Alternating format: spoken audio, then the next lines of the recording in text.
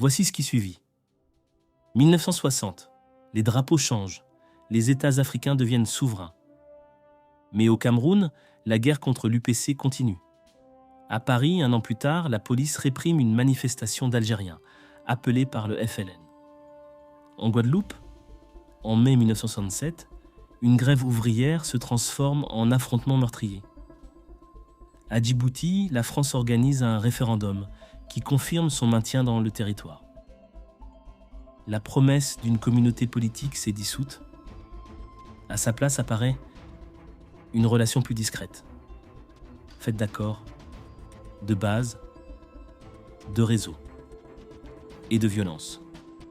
Pour comprendre cette relation, il faut d'abord regarder ceux qui en ont payé le prix. Le Cameroun. L'UPC n'a jamais accepté une indépendance qui ne réglerait pas la question de la domination française. Fondé en 1948, le mouvement réclame l'indépendance immédiate, la réunification du Cameroun. Il est interdit en juillet 1955 après des manifestations durement réprimées. Ses dirigeants contraints à l'exil, ses militants poursuivis, dans les villes, dans les campagnes. La France présente cette lutte comme une opération de maintien de l'ordre. Mais les opérations militaires touchent les populations civiles.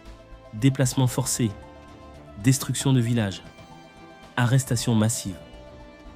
Dans l'Ouest, dans le pays bamileke, l'armée française et les forces camerounaises combattent des maquis qui disposent d'un soutien local réel. Rouben Omniobé est tué le 13 septembre 1958. Son corps est exhibé, puis enterré sans cérémonie publique. Pourquoi ? Pour empêcher que sa mort devienne un événement national, un geste politique, autant que militaire. Le Cameroun devient indépendant le 1er janvier 1960. Amadou Ahidjo prend la tête du nouvel État. La France continue de fournir un appui militaire et politique. Ahidjo, lui, cherche à centraliser le pouvoir, à éliminer ses rivaux, à construire un État unitaire. Mais cette stratégie s'appuie sur la coopération française et sur la poursuite de la guerre contre l'UPC. Félix Roland Moumié, successeur de Niobé, poursuit le combat depuis l'exil. En novembre 1960, à Genève, il meurt, empoisonné, au thallium, lors d'un repas avec un agent français. L'implication d'un agent lié au service français est largement retenue par les travaux historiques. Toute la chaîne de commandement politique, elle, n'est pas établie avec la même certitude. La répression se poursuit. Pour la période 1955-1959, certaines synthèses évoquent plusieurs milliers de victimes, parfois autour de 10 000. La dernière grande figure de l'UPC, Ernest Ouandié, est exécuté en janvier 1971. L'indépendance du Cameroun avait été proclamée 11 ans plus tôt, mais la guerre de décolonisation s'était prolongée sous le drapeau camerounais lui-même. L'histoire du Cameroun oblige à distinguer deux indépendances. La première, un État reconnu par la communauté internationale. La seconde, celle que revendiquaient les militants de l'UPC, le droit de choisir librement le régime, l'unité du territoire, l'orientation économique du pays. Ahidjo a construit son pouvoir avec l'appui de la France, mais il a aussi poursuivi ses propres objectifs de centralisation. La France a soutenu un allié, et cet allié a utilisé cette aide pour vaincre ses adversaires. Les responsabilités ne sont pas identiques, mais elles se sont rejointes. 17 octobre 1961. La violence apparaît au cœur même de la métropole. Depuis le 5 octobre, le préfet de police Maurice Papon impose un couvre-feu. À qui ? Aux Français musulmans d'Algérie, une mesure qui vise une population définie par son origine, par son statut colonial. La Fédération de France du FLN appelle à manifester, pacifiquement. Entre 20 000 et 30 000 Algériens se rassemblent à Paris. Beaucoup viennent en famille. La police procède à des contrôles massifs, des arrestations. Des manifestants sont frappés, détenus dans des lieux improvisés. Des témoignages et des recherches historiques font état de corps jetés dans la Seine. Le chiffre de 11 138 interpellations apparaît dans les documents de la préfecture. Mais les morts? Le rapport Mandelkern parle de plusieurs dizaines de victimes. Jean-Paul Brunet estime un bilan probable de 30 à 50 morts. D'autres historiens avancent des chiffres supérieurs à 100, parfois autour de 200. Il n'existe pas de consensus définitif. Les archives sont incomplètes. Aucune enquête judiciaire immédiate n'a été menée. Pendant des décennies, l'État conserve la version minimale du bilan.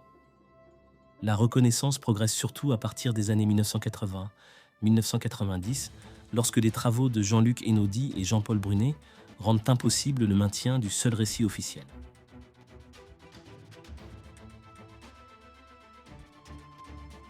Guadeloupe. Mai 1967.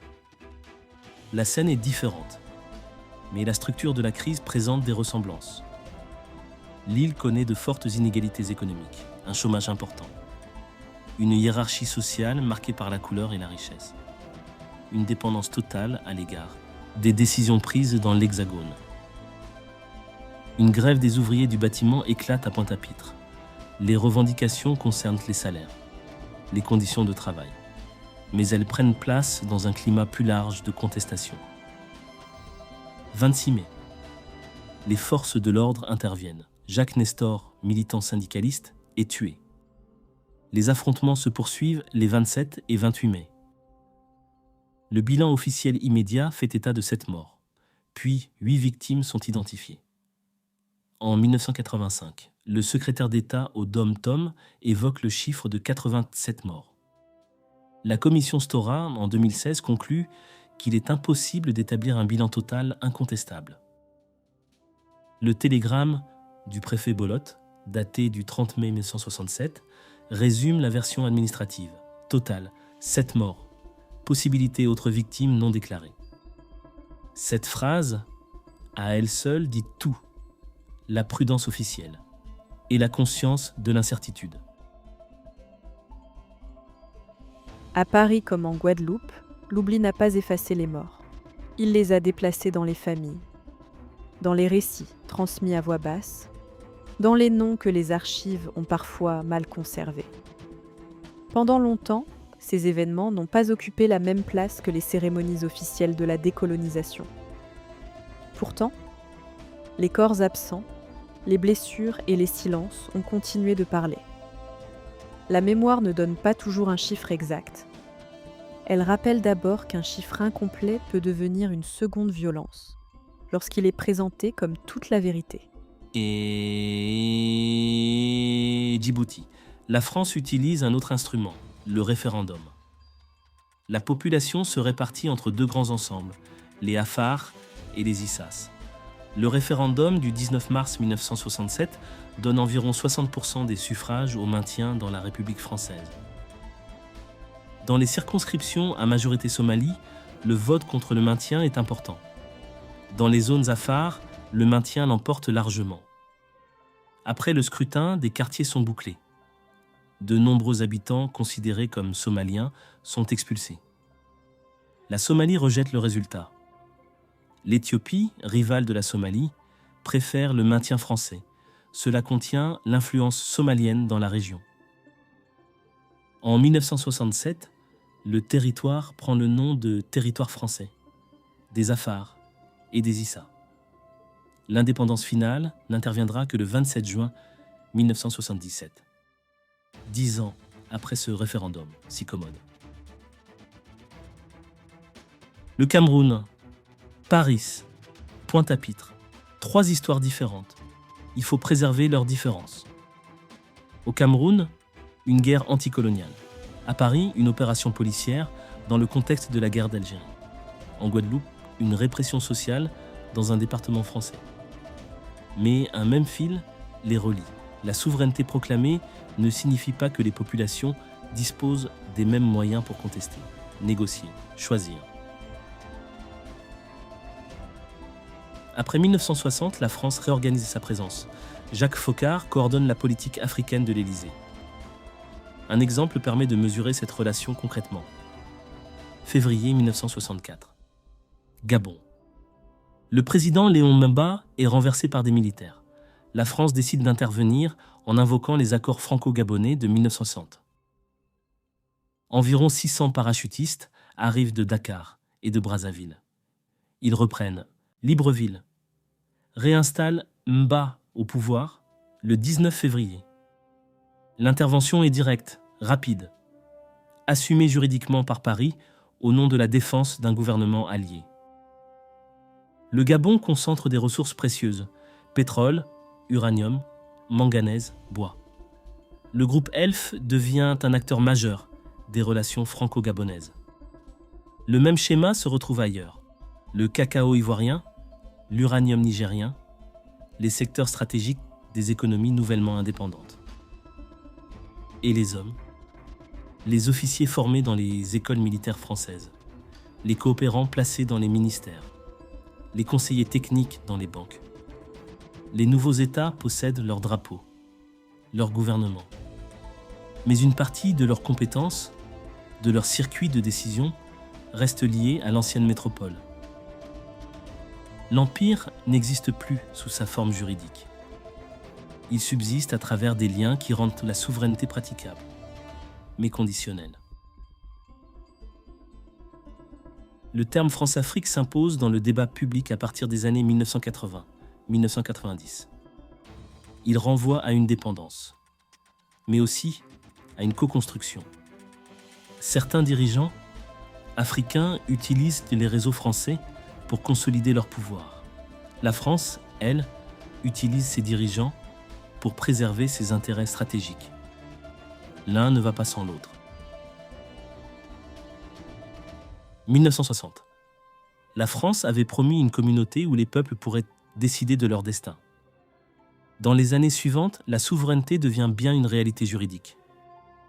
Mais au Cameroun, la guerre continue. À Paris, des Algériens sont tués dans une manifestation. En Guadeloupe, des ouvriers sont tués.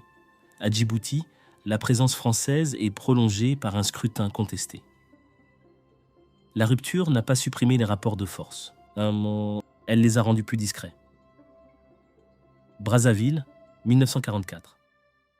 La France avait réuni son empire pour le réformer. Brazzaville, 1958. De Gaulle avait annoncé une communauté nouvelle. Après 1960, cette souveraineté change de visage. Voici ce qui s'est passé. Et voici ce qu'il en reste. Des États souverains. Des mémoires incomplètement reconnues. Des archives encore discutées. Et des liens politiques, militaires, économiques, dont l'histoire ne s'est pas arrêtée lorsque les drapeaux ont changé.